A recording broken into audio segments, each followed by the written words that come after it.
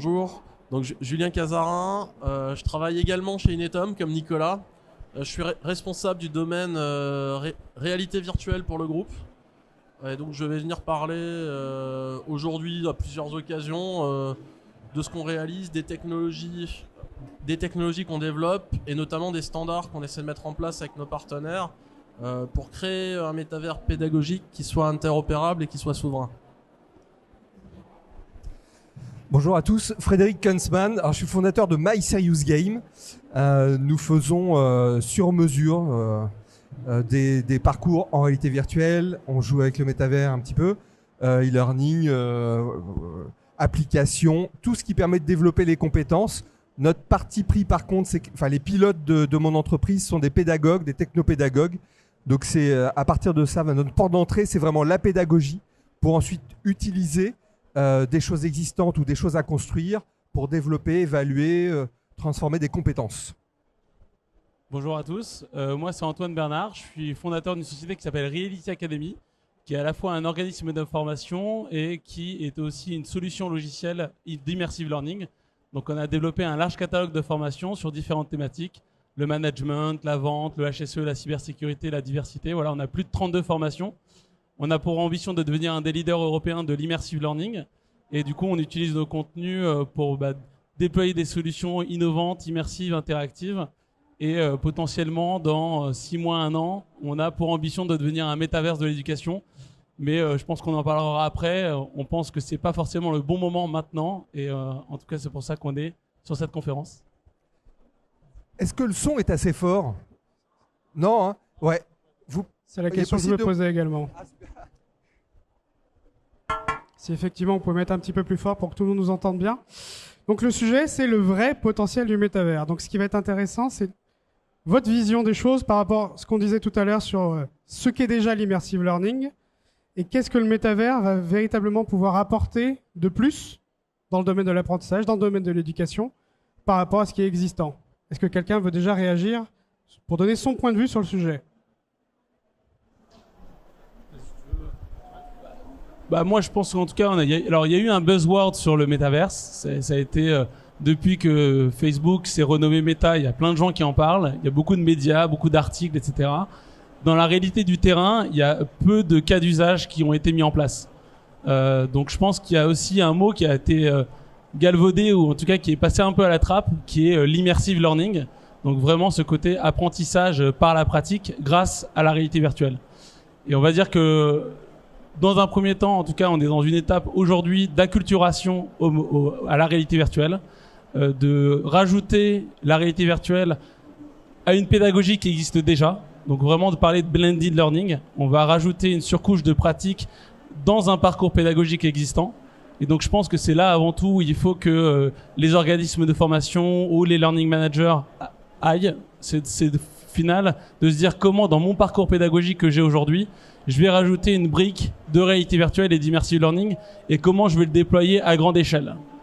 Et dans un second temps, peut-être dans 2-3 ans, on aura ce côté métaverse où on voudra, comme aujourd'hui on a des visioconférences pour faire du e-learning, au final le métaverse qui permettra de faire à distance de la réalité virtuelle. En tout cas, c'est notre vision aujourd'hui chez Reality Academy. Vision complémentaire, c'est pour ça aussi qu'on travaille ensemble. On a ce qui est formidable en formation présentielle, qui existe depuis très longtemps en pédagogie, c'est de pouvoir faire du mentorat, du tutorat, pouvoir apprendre en observant l'autre, surtout sur des métiers techniques. C'est de faire des choses pour l'autre, pour une équipe. Je pense à la santé aussi, on fait beaucoup de choses pour quelqu'un, pour une équipe, pour quelque chose qui a du sens, ou contre dans les formations commerciales, etc. Et en présentiel, il se passe des trucs formidables, notamment de l'interaction. Et c'est ça, aujourd'hui, que le digital learning a comme défi à relever, c'est que ça doit plus être des parties de e-learning qui sont les mêmes pour tout le monde, chacun dans son coin. Et c'est une des promesses du métavers qui est intéressant, c'est ce côté collaborative learning, apprendre en interaction avec l'autre, la collaboration. On sait, le rôle vicariant, etc. Enfin, il y a énormément de choses qui vont se jouer dans l'interaction avec l'autre au service de l'apprentissage. Donc ça, c'est un élément fort s'il y a du collaboratif. Chez nous, on s'en fout que ça soit en réalité virtuelle, sur une application, derrière son ordinateur. bon, ça, c'est notre parti pris. C'est compliqué aujourd'hui techniquement d'entretenir ce parc, de le déployer, etc. à la réalité virtuelle. Donc, l'essentiel de ce que nous faisons, c'est plutôt des interfaces 3D sur lesquelles on peut se connecter avec n'importe quel device. Voilà, c'est plutôt notre parti pris, même compatible en réalité virtuelle, même si effectivement la réalité virtuelle peut avoir vraiment une utilité à aider à projeter, à se concentrer. Enfin, il y a plein Ce qu'on disait tout à l'heure, finalement, ça dépend des cas d'usage, des types de formation qu'il faut avoir. On n'est pas obligé d'aller sur de l'immersif. On peut tout à fait utiliser un écran classique. Oui, on peut vivre quelque chose de très immersif avec un écran d'ordinateur. C'est aujourd'hui en tout cas. Et évidemment, la réalité virtuelle, on va se battre après, mais évidemment, la réalité virtuelle progresse. Enfin, on voit bien, évidemment, et un bel avenir. Mais aujourd'hui, c'est beaucoup plus facile à déployer, plus rapide. Voilà, les gens sont occupés. Mais de vivre quelque chose de collaboratif, c'est génial, et de quelque chose qui va s'adapter. Ça aussi, c'est vraiment le collaboratif et l'adaptatif, c'est vraiment les deux créneaux et on voit les choses se développer. Et là, on a la promesse de quelque chose qui va être très efficace en termes de pédagogie. Ouais, moi, ce qui me plaît beaucoup dans ce qu'on commence à raconter là, c'est que finalement, on est déjà en train de parler d'usage pédagogique de la VR. Et on a déjà mis de côté le buzzword métavers. Ce qui est très bien, parce que finalement, ce qu'on a vu, ce que Nicolas décrivait tout à l'heure, ce qu'on a vu, c'est finalement une sorte de ruée vers le n'importe quoi quand le buzzword est sorti, où on s'est dit, c'est un métamonde, on va y refaire tout ce qu'on fait déjà dans la réalité, on va y refaire des amphithéâtres dans lesquels on va projeter des slides à des apprenants, on va y refaire des salles de classe où on va asseoir des élèves devant des bureaux, on va vendre des terrains. Et finalement, c'est un petit peu ça qui fait retomber aussi la vague de la hype. On n'a pas pensé aux usages. On a dit on va tout faire pareil. Et finalement, ce qui amène de la valeur, c'est ce dont on est en train de discuter là. C'est finalement une technologie qui est intéressante parce qu'elle permet de faire vivre des situations professionnelles, des situations d'apprentissage qui sont quasi impossibles à faire vivre dans la réalité. On parlait récemment, nous on travaille avec une école de management qui est Grenoble École de Management et on discutait cas d'usage autour de la gestion de crise. Évidemment, on peut pas prendre un jeune élève en école de management, le mettre dans une centrale nucléaire et provoquer un incident pour lui apprendre à gérer une crise. Et c'est là que ces technologies-là vont apporter quelque chose. Mais on est d'accord, ça existe déjà, ça se fait en réalité virtuelle collaborative, qui est le nom que nous on donnait à ça avant que Facebook change de nom, depuis très longtemps. Ce qui change avec le métavers, c'est également quelque chose que tu as commencé à adresser juste avant, c'est le besoin d'interopérabilité. C'est-à-dire, ce qui va changer dans 1 an ou dans 2 ans, c'est que tous ces contenus doivent devenir interopérables, tous ces modules doivent pouvoir voyager d'une école à l'autre, d'un professeur à l'autre, être adaptés par le pédagogue à sa classe, à son étudiant, c'est-à-dire ne pas être des contenus statiques qui sont les mêmes pour tous. Et voilà, et également que les étudiants puissent voyager avec un standard ouvert, comme on a le web pour les pages 2D, d'un campus à l'autre, d'une école à l'autre, d'un centre de formation à l'autre, et que ce soit transparent et qu'il n'ait pas une application par module pédagogique à installer. Je suis pas forcément d'accord avec ça. Enfin, non, mais l'interopérabilité, on s'en fout, en vrai. Enfin, aujourd'hui, on a des casques de réalité virtuelle, des Meta, des Pico. C'est est-ce que votre application, elle est faite sur Unity ou Unreal, et ensuite vous allez avoir une APK qui va être mise en place dans un casque de réalité virtuelle. Aujourd'hui, c'est interopérable. Si vous avez un casque Meta ou un casque Pico, vous pouvez prendre une application et mettre à l'intérieur différentes applications qui viennent de différents éditeurs de logiciels. Et en tout cas, je pense que c'est aussi important de se dire que c'est incroyable la réalité virtuelle. On se rend pas compte, mais c'est vraiment incroyable. C'est une technologie qui est au service de l'apprentissage. Et nous, on voit plein d'élèves qui retirent la tête dans le casque et qui disent « J'ai vraiment vécu une expérience d'apprentissage. J'ai vécu quelque chose que j'ai jamais vécu avant. » Et on fait encore plein de premières fois. Et c'est encore incroyable. Nous, ça fait 6 ans qu'on est sur le marché. Et on fait encore plein de premières fois en casque. Et les gens retirent le casque et se disent « Waouh !» J'ai vécu quelque chose qui permet de créer le débat et qui permet d'être au service de l'apprentissage, de la montée en compétences, de mettre au final le formateur aussi au centre de cette pédagogie, C'est hyper de important. pouvoir donner du feedback. Donc je trouve que c'est là l'intérêt, c'est vraiment le cas d'usage pertinent de se dire, ok, par exemple, j'ai une formation ou une sensibilisation sur le handicap. Avant, je le faisais sans réalité virtuelle, j'avais du mal à me dire, ok, comment je me mets dans la peau de cette personne. Et grâce à la réalité virtuelle, on va pouvoir se faire de l'embodiment et développer son empathie dans la peau de cette personne. Ce qui est incroyable comme technologie. Moi, c'est ça que je voulais rebondir sur ce que tu disais sur l'empathie. Je pense que c'est effectivement une des grosses valeurs ajoutées par rapport à une vidéo classique, par rapport à un type de contenu classique. Tu parles du handicap. Moi, je me souviens, j'ai testé un contenu de l'entreprise Reverto sur la sensibilisation au harcèlement sexuel. Où tu es dans la peau d'une personne qui subit un harcèlement sexuel de son manager le premier jour de son entrée dans l'entreprise. Rien que d'en parler, j'ai encore les poils qui se dressent sur mes bras parce que c'était quelque chose d'extrêmement malaisant. C'est quelque chose que tu peux pas du tout ressentir en regardant une vidéo ou en écoutant un témoignage. Et le fait de le vivre, ça change tellement de choses. Ça t'impacte d'une manière qui est vraiment différente. Et je pense que, encore une fois, vous n'hésitez pas à donner votre opinion.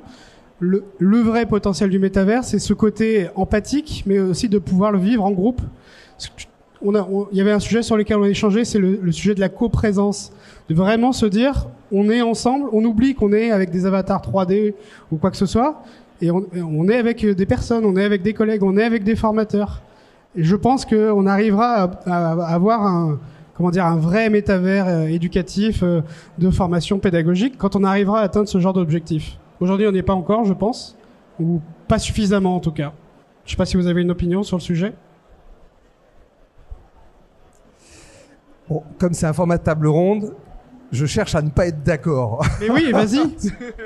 Je suis très raccord sur plein de choses, mais tu es quelqu'un d'empathique, c'est pour ça que tu as ressenti cette empathie, etc. Mais moi, je vais regarder un film derrière un écran plat et pas en VR, et je vais pleurer à la fin du film.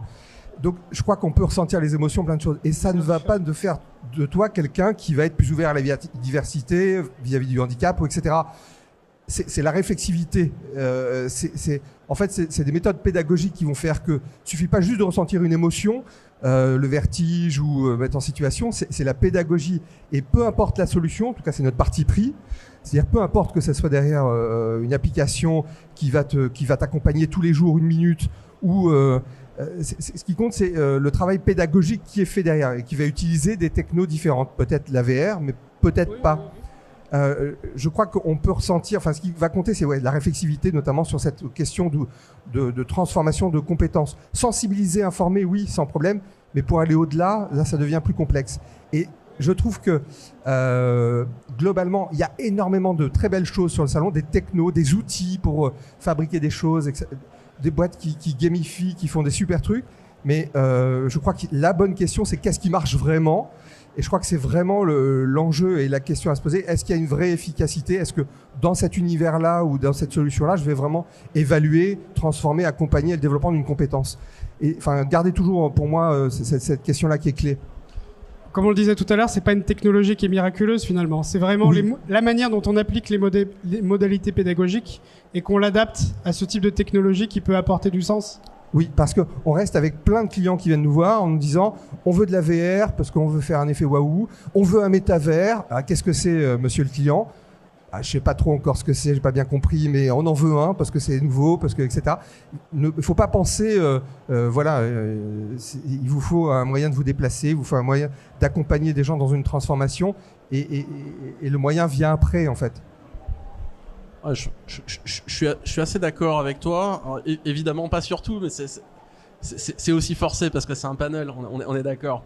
Alors, ce qui est très important dans ce que tu dis, c'est que la même technologie va pas être adaptée pour tout faire. Aujourd'hui, on voit, on a des choses qui se font mieux en réalité virtuelle parce que ça va être plus simple d'immerger quelqu'un. Alors, évidemment, ça dépend des personnes. Moi, étant un gros gamer, avec un bon écran et un bon jeu, j'arrive à m'immerger, à incarner un personnage et être à 2000% dedans. C'est pas le cas de tout le monde. Je sais qu'on a des jeunes qui arrivent à s'immerger comme ça sur un smartphone. Moi, j'en suis strictement incapable. Je dois déjà être trop vieux. Ça va assez vite. Mais ce qui est très important, c'est de dire que demain, la pédagogie, ce sera un mélange de toutes ces modalités. de masterclass, parce qu'on va pas remplacer la masterclass, on va continuer à avoir des profs qui vont faire cours devant des élèves qui seront soit en présentiel, soit à distance en visioconférence.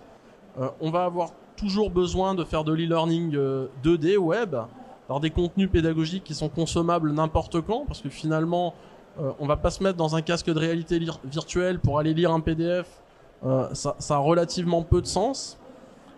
Et en même temps, on a besoin d'intégrer de l'immersif dans ces cursus, justement quand ça fait sens de faire vivre des expériences aux gens. Et là où on va pas être d'accord, et je serais plutôt d'accord avec toi, c'est que l'immersif pour tous, avec tous les élèves, 60 étudiants en amphi qui ont un casque de réalité virtuelle et qui vivent une expérience. Alors, on refera le même panel dans 5 ans, peut-être qu'on n'aura pas la même vision, mais c'est pas pour tout de suite. Parce que tout le monde est pas équipé, loin de là, on a quelques casques qui commencent à arriver dans les établissements. Si on veut faire vivre des expériences de type métavers collaboratif 3D, on est obligé aujourd'hui de pouvoir les faire tourner sur tout support. C'est-à-dire d'avoir une partie de sa classe qui est à la maison sur son smartphone, d'autres qui sont sur PC, quelques-uns qui ont la chance de le vivre dans le casque. Mais on a quand même cette nécessité que nos contenus pédagogiques tournent sur tout type de plateforme. Ce qui reste difficile. Parce que autant on est d'accord, on est interopérable entre 2 casques aujourd'hui sur le marché. Des expériences pédagogiques qui savent s'adapter à la fois à un smartphone et à un casque, on en a quand même moins. Et c'est bien dommage. Je pense que c'est une organisation. Il faut être organisé si vous voulez déployer de l'immersive learning. Je pense qu'on a réussi à trouver la sauce magique. Enfin, le côté, au final, on va arriver à former plusieurs personnes en simultané. Je pense qu'il faut avoir une organisation. Nous, on a réussi à déjà former 200 personnes en une journée en casque de réalité virtuelle. On a réussi à le faire parce qu'on utilise certains types de casques, parce qu'il y a une simplicité sur l'onboarding. Puis je pense que le contenu pédagogique est adapté aussi à ce type de contraintes. Voilà, le contenu pédagogique est adapté. On a un bon onboarding qui permet d'être inclusif pour que tout le monde puisse rentrer en réalité virtuelle. Et après, moi, je trouve qu'on doit proposer plusieurs modalités pédagogiques.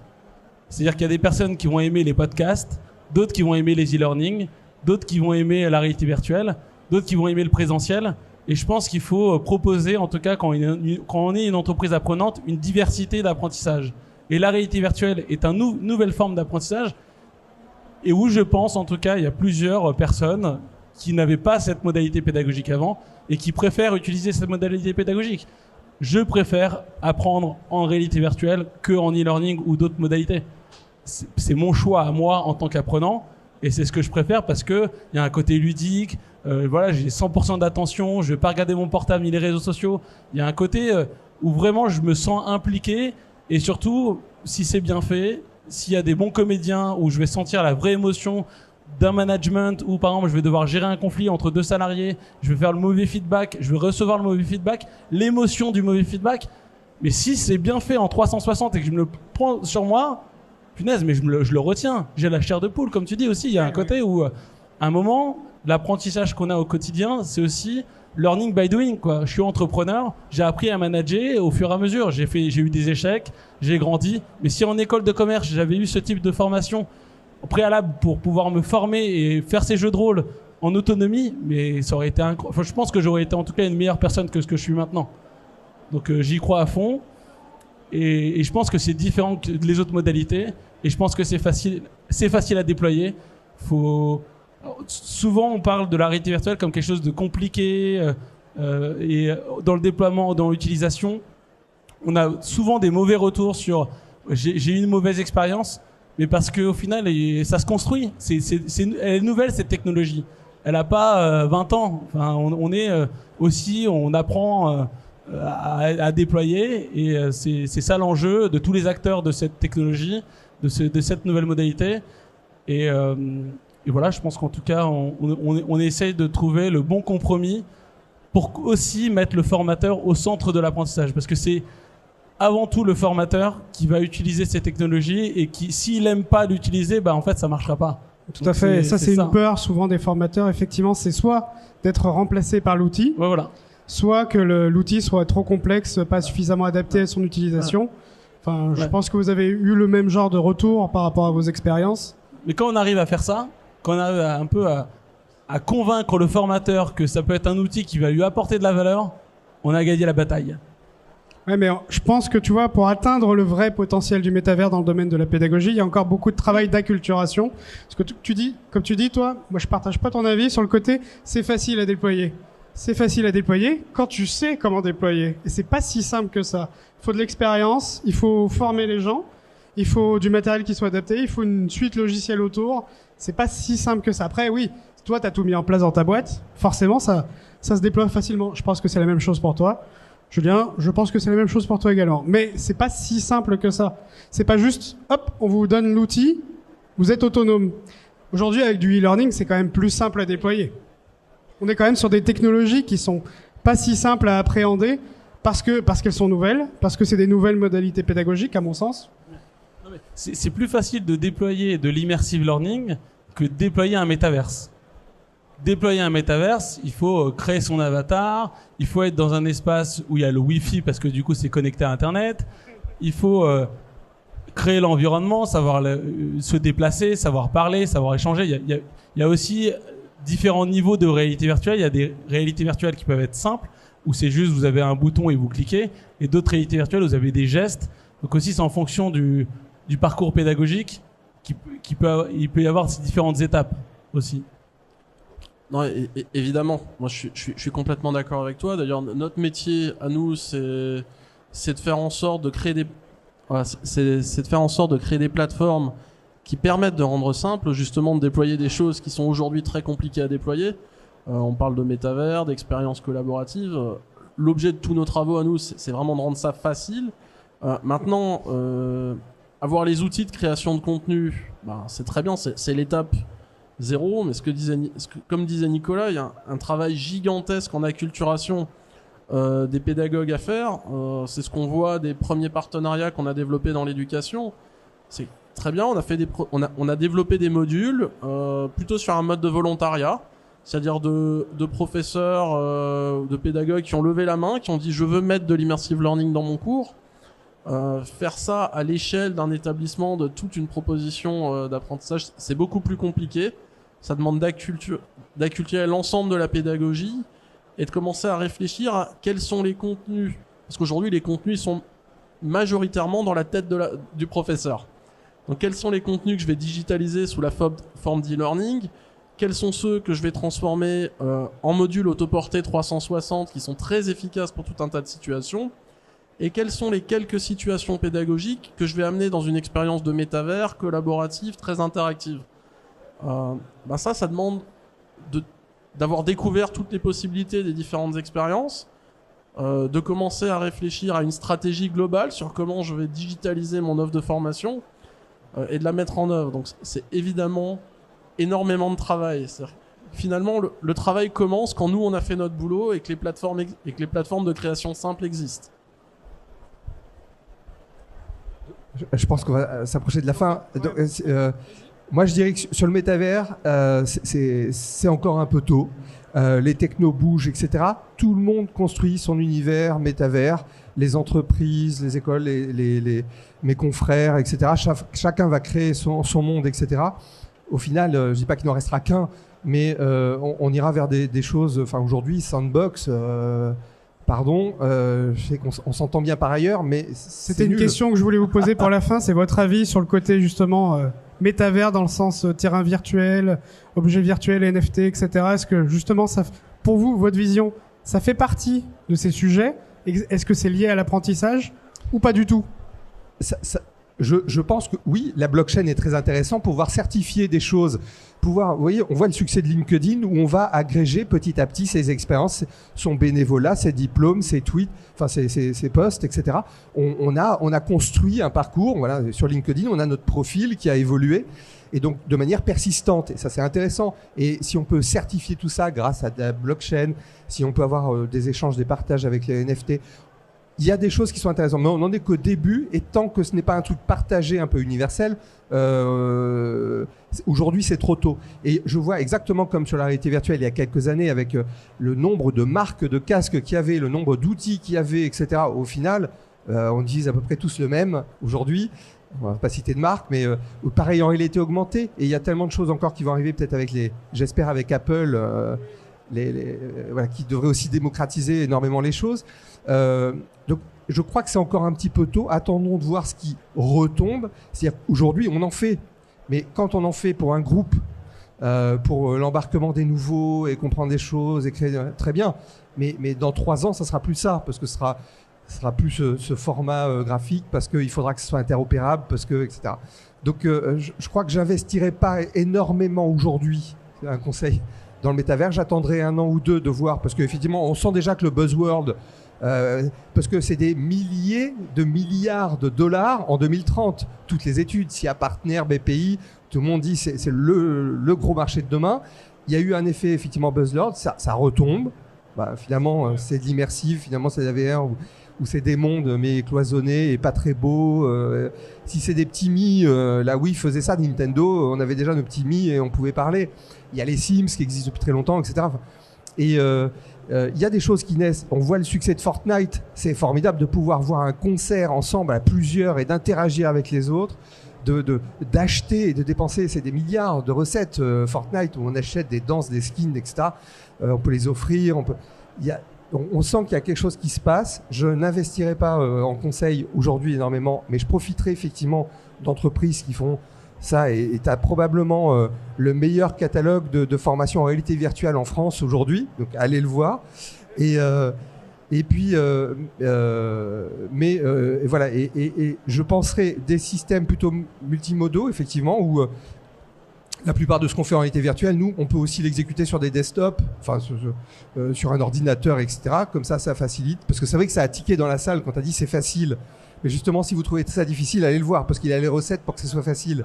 On fait une conférence sur le déploiement de l'immersive learning à midi, donc venez, on vous expliquera comment c'est facile de déployer ce type de technologie.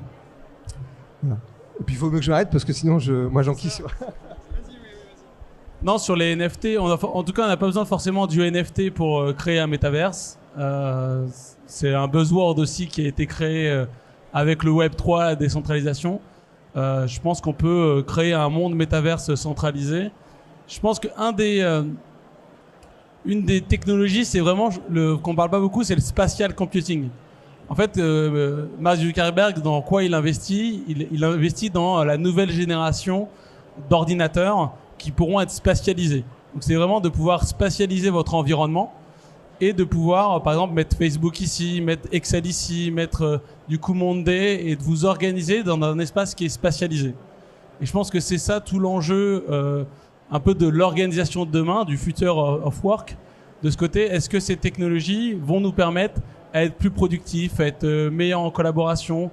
Et donc c'est tous les enjeux de formation sur ces technologies pour demain. Et je pense qu'en tout cas, on est aux prémices d'une nouvelle ère qui prendra du temps.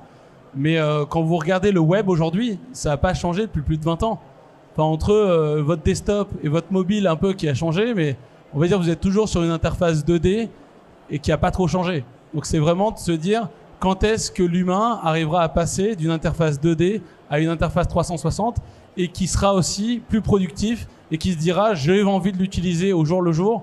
Parce que c'est mieux, quoi. J'ai des lunettes qui sont toutes fines, où je peux avoir des éléments qui sont dans un environnement et j'ai pas besoin d'avoir juste les éléments qui sont sur un device tout petit.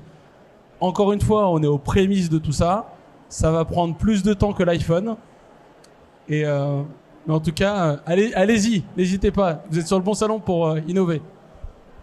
Julien, rapidement. Ouais, je vais conclure en 2 mots par encore un désaccord sur. Tu disais le métavers, il faut pas y aller tout de suite. Moi, je dirais, on peut y aller tout de suite à 2 conditions. D'être acculturé, c'est-à-dire finalement d'avoir découvert en discutant avec des experts les possibilités pédagogiques de ces technologies. Et la deuxième condition pour moi, c'est de construire sur des plateformes de métavers qui soient open source et souveraines. C'est-à-dire que effectivement le métavers tout standardisé, il va prendre énormément de temps. On a beaucoup de plateformes fermées. Il faut s'en méfier évidemment parce qu'on construit du contenu qui, le jour où la plateforme s'arrête ou on veut en changer, est à jeter. Et donc on annoncera nous cet après-midi à 15h une grande collaboration avec France Immersive Learning justement pour construire une plateforme open source et souveraine pour créer ce type d'environnement pédagogique. Et toi, Frédéric, c'est à quelle heure que tu interviens pour faire finalement un retour sur un cas d'usage concret ? 14h, théâtre 5, je crois. On a plusieurs points. Alors oui, là c'est moins théorique, c'est présenter des cas concrets clients. Ouais. Plusieurs. Je pense que ça a beaucoup de valeur, effectivement. Ouais, montrer et mesurer vraiment l'impact, ce qui a changé, les difficultés. On adore ce partage, retour d'expérience. Parfait. On a un petit peu débordé. Est-ce que éventuellement vous auriez des questions pour les intervenants ? Bonjour. Alors vous, Frédéric, vous avez ramené le sujet à un moment donné sur la pédagogie. Ayant expérimenté le métaverse en formation continue pour adultes, j'ai quand même constaté que l'acculturation des chefs de projet pédagogiques est surtout faite sur les fonctionnalités, mais pas sur la transformation pédagogique. Et honnêtement, à ce jour, qu'est-ce qui est fait pour les chefs de projet pédagogiques sur comment on transforme nos pédagogies au métaverse? Casque virtuel, je connais pas. Je ne sais pas y répondre en 10 secondes. On a créé une marque qui s'appelle Augmented, l'humain augmenté, et dont le métier, c'est d'accompagner les entreprises et les groupes dans cette transformation et cette acculturation. Que ce soit la formation des universités, que ce soit la formation dans les groupes, etc. Mais c'est vrai que c'est une nouvelle façon, et aujourd'hui, c'est trop spécifique. Donc, on a vraiment une structure de conseil pour répondre à ça. Mais il y a quelques clés qu'on partage avec grand plaisir avec nos consultants au 40, je crois, au milieu, là, à côté des toilettes. Gros stand bleu. Juste nous, pour chaque formation, vous avez un guide pédagogique qui est associé, qui permet aux formateurs de créer un débat et de donner du feedback à la fin de la formation. Donc c'est important aussi, au-delà d'avoir un guide matériel, pour au cas où s'il y a un bug, s'il y a un problème, de pouvoir le résoudre, d'avoir aussi ce guide pédagogique avec une fiche de synthèse qui récapitule l'ensemble des éléments clés à retenir de la formation qu'on donne à la fin de la formation. Donc à chaque fois, le contenu de réalité virtuelle, il doit être associé à un guide pédagogique, une fiche de synthèse ou en tout cas une présentation plus globale qui est au service du formateur. Merci. Est-ce qu'il y a éventuellement une dernière question ? Ah. Voilà, exactement, le poil à gratter. Je vous ai entendu parler de toutes les facettes positives de cette technologie. Maintenant, on commence à avoir des études très sérieuses sur l'addictivité de ces technologies. Qu'est-ce que vous en pensez ? Le revers de la médaille, c'est quoi ? Par exemple, pour parler de l'immersion, quand on a un club de plongée, avant d'emmener les gens en plongée sous-marine, on leur fait les consignes de sécurité, on leur apprend les paliers de décompression. C'est aussi le cas pour les simulateurs de vol aujourd'hui. J'ai pas entendu un mot de prévention dans tout votre discours, donc j'aurais aimé vous entendre un peu sur ce sujet. Merci. Sur le côté addictif, c'est ça ? Ouais. Alors, s'il y avait autant de personnes qui étaient sur Fortnite, sur un métaverse de l'éducation, je pense qu'on serait très heureux que les gens passent plus de temps à apprendre. Fortnite, Epic Games a été condamné pour racketter les mômes, faut pas l'oublier. Oui, non mais alors, nous on utilise Fortnite au service de la pédagogie, au service de la montée en compétences, au service du développement de l'humain. Donc c'est quand même bienveillant que les gens passent plus de temps à se former qu'à être sur Fortnite ou à être devant la télé, à regarder des débilités. Enfin, en tout cas, je pense qu'il faut avant tout prendre plaisir à apprendre. Après, c'est comme tout, il faut pas surconsommer. Mais je sais pas si la surconsommation d'outils pédagogiques ou de parcours pédagogiques est mauvais pour la santé. Je pense que c'est plutôt bénéfique. Plus les gens se développent l'humain, mieux c'est. Mais je rejoins ton opinion sur le fait qu'il faut rester vigilant sur il ne faut pas monétiser ce type de sujet sur de la formation, sur de l'éducation, ou alors pas le monétiser, justement, pas de la même manière qu'on peut l'utiliser en Fortnite. Parce que comme tu le dis, ça a été conçu pour racketter des mômes, et ça marche extrêmement bien. Je ne pense pas qu'aujourd'hui, il y ait une plateforme qui soit en train de se créer, éducative ou de formation, qui a cet objectif.